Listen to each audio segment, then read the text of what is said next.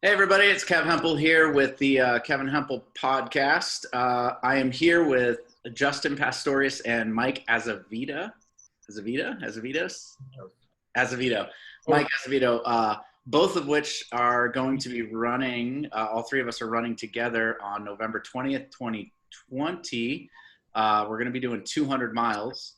I know that mileage is a crazy thing to kind of even comprehend. As I drive around the Bay Area, I look at the mountains and stuff that we're going to be running through, and the 35,000, feet of elevation running around, and the 80 hours it's, we're hoping it's going to take us. And it's a pretty wild idea and wild concept that started this past year. I am so blessed to be able to be running next to these two guys, and we just wanted to kind of come on and talk more about how and why we're kind of running, and the whole importance of raising money and funds for Unravel Pediatric Cancer, and just chat a little bit with each other. Just a lot of people were asking us why we're doing what we're doing and want to hear more from the three of us. And so I'm going to pass it over to Justin. And Justin, why don't you introduce yourself and kind of chat a little bit, talk about why you're doing what you're doing. Yeah, Justin Pastorius. Why I'm doing what I'm doing. The long, short answer of that is, I spent so much of my life as an addict, and my life of addiction came to a halt when I was 28 years old. I gained a bunch of weight, was severely out of shape. After I got sober, me and my wife did have two kids, and she lost the pregnancy weight, and I kept the pregnancy weight. And as I was rolling around with these kids when they were little, man, I really felt that I just needed to do something as far as my physical health. I got the sobriety thing under control, and that led me into a relationship with Jesus Christ. And but the physical body was something that I needed to get under control. And so I joined a gym, and that gym led me to some pretty amazing friendships. Two of these guys that I'm looking at are two of them. And in that, a competitor birthed out of me, man. It just, I got myself into a physical shape that I'd never had before. And really, this little kind of drive thing kind of ignited in me. And I competed in a couple events over the past couple of years. And last year, me and my partner had trained pretty significantly to place pretty highly in an event that we were doing called the Endeavor Team Challenge. And my partner went down and got sick, and we had to drop out of the race. And there was a hole that was left in me on the competitor standpoint from that point. So I kept training, and I didn't know what was next. And Kevin, he had ran 100 miles last year, and after he completed that, just seeing kind of what he was able to do, pressing beyond his limits, really kind of inspired me on the running aspect. Like, I'd never considered myself to be a runner. When he did the 100 miles on the road, I was not interested in that whatsoever. And he started talking about then doing 200 miles, and I thought he was nuts. And as he was talking about this, he started talking about maybe putting together, a 200 mile, road trail run. And that was definitely something that was more enticing to me. And, the lead up to that, just how kind of God designed and ordained the whole thing was pretty cool, man. And then, the thought of doing it to raise money, and especially for an organization like Unravel Pediatric Cancer, I have pretty firsthand experience in enduring some loss. In 2001, my little sister got in a serious car accident, and she survived and lived in a pretty banged up version of herself for 16 years before she passed away. So when Kevin started to talk about Unravel Pediatric Cancer, I knew firsthand what it's like to have life being interrupted.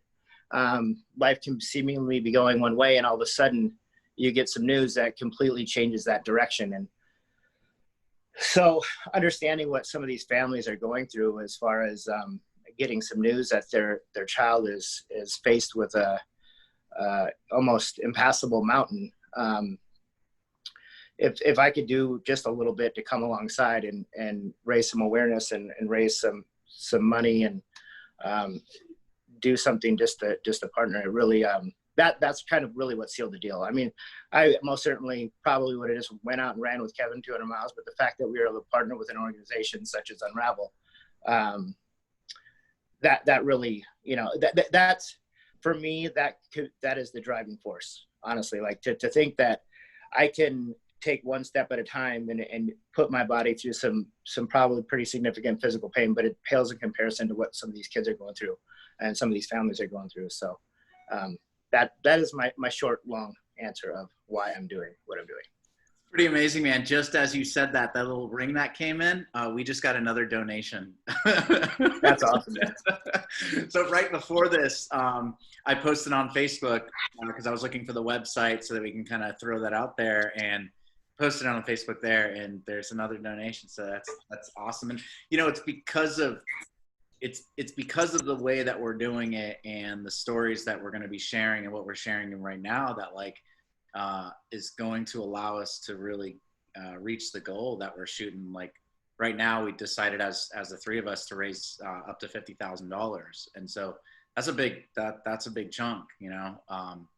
And so I think in all, like we do have to find this internal fire within us and have a larger reason than just running the 200 miles. Like that's because it's going to be tough, and the training stuff right now, and it's going to be tough to get there. So I think it is important to really recognize that there is a deeper reason for why we're really doing what we're doing. So that's right. Pretty cool stuff. Michael, you're up, man. What's going on? Why you running? Why? Why the heck did I join and hang out with these fools? That's what I ask myself frequently. Michael Azevedo, my story, you know, in my 20s, I got out of college and I never stopped the party. And that kind of was consistent for me for most of my 20s. And I always was in that mindset where, you know, I'll get in shape one day. I'm not worried about it, right? And as I got into my late 20s and hit 30, you know, just got to a point where it was almost unbearable. And so I made a life decision that, you know what, I'm not going to wait any longer. In my 30th year, I want some abs and I want to start working out. And so that's really where my journey started. I joined a gym, and that's where I met Justin and Keven, and started training and working out and really trying to figure out, you know, the health component of life and all around, right? Both physically, you know, nutrition and sports, as well as mentally, like trying to figure out where my head was and who I wanted to be as a person. And, you know, just in working out with these guys, it got competitive and it got fun, and we started training for things, and I just started doing things I never thought I could. You know, running a mile at the time seemed impossible. And so I just started taking one step in front of the other, and we started doing things. And eventually I signed up and did the Endeavor Challenge that Justin had talked about with a buddy, you know, from the gym. We went out there and we just experienced, you know, these 3 days of just pain, right? Like it just hurt. And we were going through the mountains and we were getting slammed by, you know, these guys yelling at us, doing pull-ups and push-ups, and just in the moment realizing that, you know, I am capable, that I am able to do this. And the thought processes that I had before where it was limiting myself, you know, that I could break through that. And so getting through that, I learned a lot about myself, and I learned a lot. And, you know, I was always looking for the next challenge. So I started doing things like Spartans and running races and just trying was to be next. You know, running kind of stuck with me. It became kind of my natural thing, my thing that I started doing daily. And close with these guys, right? And we would run and talk about it. And Keven ran his 100 miles, and I ran, I think, a marathon. I done a marathon. I did like 6 or 7 years before on a whim. But Keven called me and he's like, I'm gonna run this 100 miles 26 with you then. So we went, and I saw that. With Michael, you're cutting out. I don't know. Why did I stop at 26? Oh, can you hear me? Yeah, I can hear you now. So I was thinking after 26, why stop? Why not keep going? And then Justin and Keven came to me with the idea that, hey, we're going to run 200 miles and it's going to be trail running. You know, let's do it. There, and you know, I think in today's world, in a lot of different ways, I I think of these kids and just what they have to go through every single day. And I think to myself that, you know, if I can punish myself just a few days and it make a difference in one of their lives, just for a minute, whatever it might be, it would be totally worth that. And I think in where we're going right now with COVID and everything, and people's minds and mental health, you know, something that I struggled with and you know, try to get myself on path with. And I think it's more important now than ever to stand. And so that's really what's driving me. I couldn't think of a better organization or a better cause. And yeah, I mean, that's another long-winded answer of the why I think that I'm here with these two fools trying to do something crazy. And that's pretty crazy. And for those of you that haven't heard my story, I've shared it a lot, but just a little bit, you know, I grew up kind of the chunky kid, Huskies from Sears. Big boned. Yeah, big boned. And didn't really get control of a lot of my physical fitness until my middle 20s. Started doing century rides. Tried to run a marathon when I was like 22 or something like that. Ended up getting pretty badly hurt. Got to 19 miles of training. Forgot about it. Started road bike riding, century rides. Put the bike away. Had kids. You know, got married. Started working full time, and then just let my weight just get out of control. About 2 years ago, I think it was now, I was 73 pounds, really just drunken on the couch, and signed up to ride my mountain bike from San Francisco to LA, 551 miles in 7 days. I did that. And during that time, I was struggling mentally on the ride down, but still had the willpower and mental fortitude to really bust through that. 2017, my family had a pretty major experience with one of my daughters. We battled through that. And then in 2018, the drinking just got out of control. It was like drinking 6 days a week, and sometimes 7. And just got the opportunity to choose sobriety. And then once I did that, went to working out. You know, they say that you remove one addiction and you post it to another. And so through that process and the research of the brain and the mental instability and challenges that we can go through, I just kept working out. 2019 ran a half marathon with my daughter. We ran 19 miles during that half marathon. And for those of you that don't know, half marathon's 13. Ended up running 19 because I had to run back for some other people who didn't train. But I grabbed water and bananas and some aspirin for others. And then while I was running that, my daughter looked at me and said, "You could run a marathon." And so we got in the car, and before I got home, I'd signed up for the Oakland Marathon 3 weeks later, ran that. And then the addiction to running took over. Ran the marathon, was at the starting line of the Oakland Marathon in 2019. And a friend of mine was standing next to me, and she said, "Kevin, what's your plan? What's your goal?" And I told her, and she goes, "Be reasonable." And I looked at her and said, "It's not even reasonable that I'm here. Like, I'm not even supposed to be here." And so I took off and I finished the marathon, did that. And then while I was running that, I got the opportunity to choose to run 50 miles. And so I ran the 50 miles and then did a bunch of 30-mile hikes. And then I fell in love with the trail running.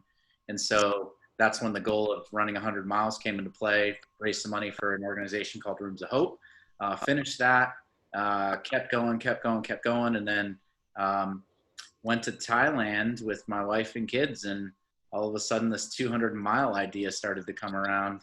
And so began the training in 2020 for that.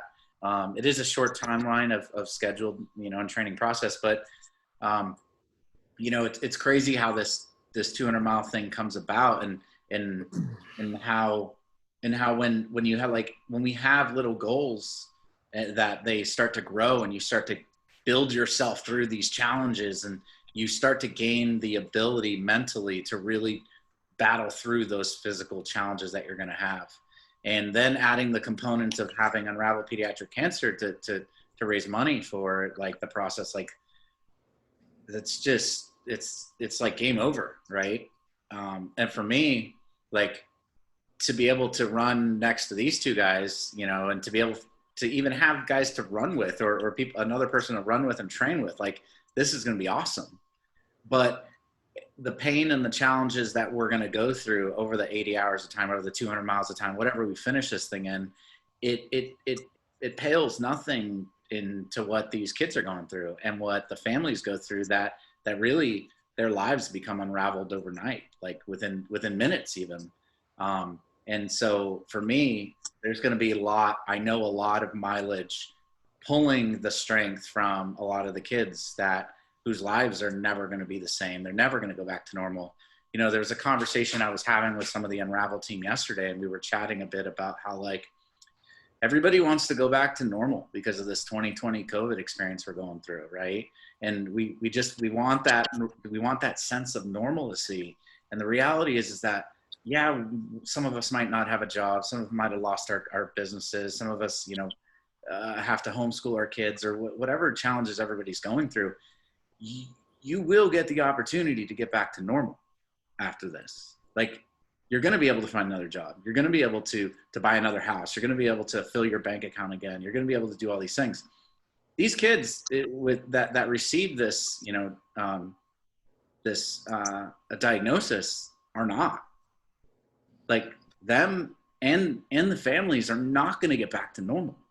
They never will. And so, in my opinion, like, if we have an opportunity to do something physically healthy for us and positive for us, and we can make a difference with just that, like, $1, right? Like, that $1 could be the difference between saving one person's life or saving 1 million people's lives for eternity. Like, that to me is important. So, I mean, yeah, that's a huge reason why I'm doing this stuff. And, you know, it's pretty crazy. And we appreciate all the donations that we're getting. We appreciate the support that we're getting, you know, in this whole process, because it's pretty wild. Why don't you guys talk a little bit about the training and, you know, bring a window open to some of the training challenges and difficulties that we're having, or things we're scared of or fearful, or what do we think about those things? Yeah. I mean, I think to your point, a lot of love we're getting right now, not only in donations, but support. And I mean, and that goes all the way into the training component, right? We train pretty regularly. I mean, I think so far, how many attempts do we have at some distances, like 5 or 6 at this point in the last 2 or 3 months? It's pretty much every other weekend or every third weekend we're trying to put some serious mileage behind us. And I think our first one was, what was our first one? We went out and tried to do 30 out in Morgan territory. Was that it? Up at Morgan to Diablo? Yeah. Mm-hmm. Brutal one.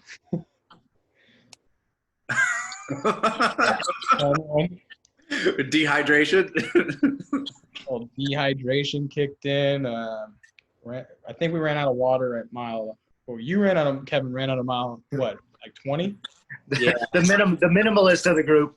Yeah, so I press the limit. So for those of you that follow, like, you know, a lot of stuff I share online, I'm always pressing the limit. I'm always reaping that edge, right? That's what I do in life. Like, I call myself an outlier today. I tend to be that way, and so I'm always pressing the limits. So at this event I pressed the limits and tried to bring as minimal as possible to see how ultra weight I could get, you know, and went a little too far. Well, but you know, a big component of this is what your body will do versus what your mind will tell it that it can't do. You know what I mean? Like, one thing that I've learned over the past couple of years is that when you tell your body to go, it'll go. It's a machine. It'll move. It has more than your mind thinks that it has. And that's one of the things that I really love about this, is where you get beyond the physicalness of it and you tap into something that's much higher. You have to lean on something that's much greater. It's not just going to be go out and do it and be mindless. You really do. It does take you to a place of tapping in to something much greater than yourself. And the run that Michael was just referring to, that when we ran out of water, I've competed and I've been dehydrated before, but never like that. These guys will tell you I am bebopping around. I usually have reserves. I'm still messing around. I'm still in good spirits. And we got into a little bit of trouble. And you know, it was at that exact moment that I thought about these kids. And it was that exact moment that the dragonfly showed up. And Kevin had told me about the significance to the dragonfly for Unravel. And it was in that run, in that moment, that I was praying for all of us and praying for myself, and that dragonfly showed up. And I swear to you there has been dragonflies everywhere. I just went to Mexico, and the Lord put it on my heart that when I saw a dragonfly, I was to pray for these kids. There was hundreds of dragonflies. I must have prayed 45 times a day for the Unravel kids because of these stinking dragonflies. But that is, you know, the training part of it. It isn't something that and these guys will tell you that you just go out and do. It's not, that's not what this is. It's, you definitely have to take the necessary steps and take the necessary losses and get back on the horse and ride when you take those losses. And most certainly that time out at Morgan Territory in Mount Diablo was a time where I'm like, man, if this was during this 200-mile race, we'd be in trouble. Mm-hmm. So we learned a valuable lesson, and no doubt, there's not a single doubt in my mind that we will not complete this 200 miles. You know what I mean? Us being linked together, and as in the scriptures it says, iron sharpens iron, and to be alongside these guys to battle through this, and to have these dragonflies and these kids to think about, and is absolutely amazing. And I'm very excited. And like you said, Kevin, COVID, everybody has turned inwards. Like, oh my gosh, how is this affecting my life? How am I going to get through distant learning with my kids? How am I going to do this? And for these families, and even awareness right now with people even donating money, like I think intrinsically people want to be a part of something bigger than themselves. But COVID has really got everybody to be distracted, everybody to be over in their own little swirly stuff. And if we can go out during these training processes and you know, I've had people comment like, dude, are you ever at home? You're always out. You seem like you're having fun and you're never wearing a mask. And, you know what I mean? Like, but if we can do a little bit something to be out and to create some awareness, to get people to click a donate button. And I don't care if it's 50 cents or $500 or $50,000, you know what I mean? Like the fact that we can be out and be part of something to get people back into normal, you know what I mean? Like people do want to give and they do want to be a part of something, but I think people have kind of lost sight of that based on the media and COVID and racial stuff and election stuff and all this other junky stuff that really, at the end of the day, doesn't really make a whole hell of a beans of difference to these kids that are laying in the hospital bed. It doesn't.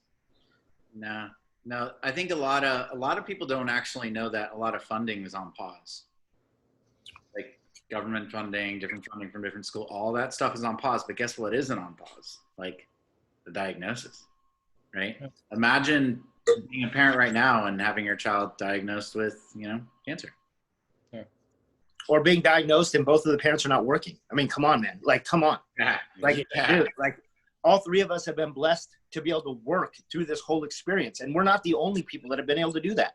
Like, come on, man. Like, you know, we can get so caught up in our day-to-day stuff that we lose sight of a big picture. And of course, you can always look at other things and minimize your own strife, but come on, man. You know what I mean? Like really, at the end of the day, we live in the United States of America, the most financially monstrous country in the world, and there's resources. And if we can get people to come together at this time, and if this is the only way that Unravel is making money, and the only way the pediatric cancer is getting any kind of funding, press the button. Come on, man.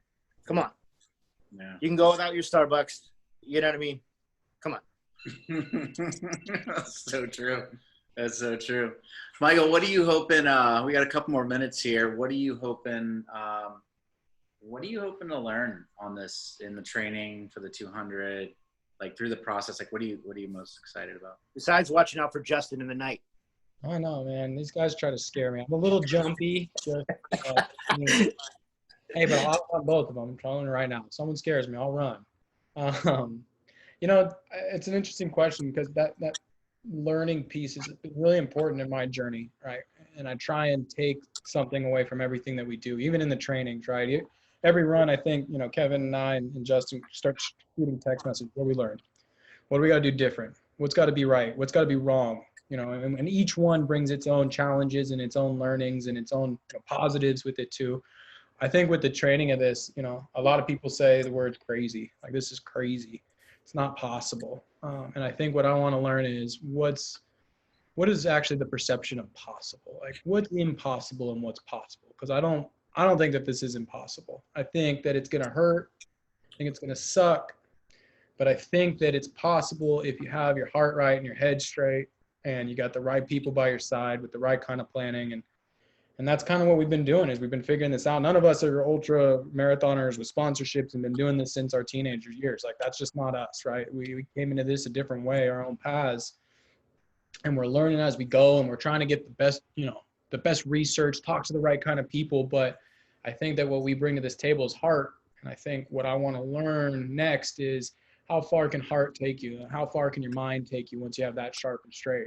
And I think that's important. That's awesome. All right, guys, I think we need to do this again. I think there's more that is sitting in the underbelly of our discussions here, and I can feel it. But let's just call this stage one, right? Let's call this stage one of the podcast, stage one of the video. Let's continue on the adventure and fundraising and the adventure training, and we got some major stuff coming up. And it's really funny. Just yesterday, I went out for a run and I ran 6 miles, and I got home and I was like, okay, I'm warm. Okay. And where else should I go now? Like, I wanted to run more, and I started thinking about it, and I go, that's insane. Like, it takes me 6 miles to warm up. Like, I remember somebody asked me a couple weeks ago, how did you start running? How did you do that? And I was like, well, I woke up one day, put my shorts on, put my shoes on, my socks, put my zone, put my shirt, grabbed some sunglasses, opened up the door, and I took my first step. Like, that's how we did it. That's the word right there. You took your first step. Yeah, I took the first step. That's what it takes. And that's like the hardest part. That's the hardest part. So thank you, everybody, for listening. And what we're going to do is in the comment section where we post this and in the profiles of each one of our pages, you're going to start seeing the Unravel links. I believe it's an Everyday Hero. And so you can be able to donate if you find it in your heart, to be able to donate to us or support us in any way. Even just a simple share is awesome. And you're going to start seeing some more information coming about us and about each other's story and the different training modules. And if you are interested in, running during the training and stuff, contact one of us, direct message on Facebook, or, shoot us an email or whatever. The website, kevenhempel.com, is going to have a special page in the coming weeks that'll go directly to the fundraising for Unravel and the November 20th, 2020 run day. So should be pretty interesting. You'll be able to find the map and everything else and keep a progress on the goals and everything else that we're doing. So we totally appreciate you. Absolutely love the support, and we'll be chatting soon, I guess. Yeah. Any last final word for anybody? No? Appreciate everybody. Click that button. A lot of children out there who could use our support right now. As you guys heard, this is a passion project. So just whatever you got, and even if it's just a prayer, that's we'll take it. Come on. Yeah, I appreciate everybody that's coming along this journey with us, whether that be in prayer or virtually, or even that wants to join us for a couple of miles when we're doing this run training or during the actual run. And like Michael said, hit the donate button, hit share. Social media is a monster. Give somebody an opportunity to look at something besides political posts and COVID information and all this stuff. Share. Make an impact. Let's do One final thing I heard this morning. Somebody said, because of social media and technology, we will now know at least 1,000 people over our lifetime. Just 1,000, right? True. 1,000 people will know. And because of that, on social and technology, we're one person separated from over 1 million people. And because of that, we're 2 people separated from 1 billion. And so can you just think, like, we have 1,000 friends on social, we share that, we reach out, we're connected to 1 million. After that, because of the exponential process, you're connected to over 1 billion people. That's an opportunity to make a huge massive effect on 1 million. So, all right, have a great day.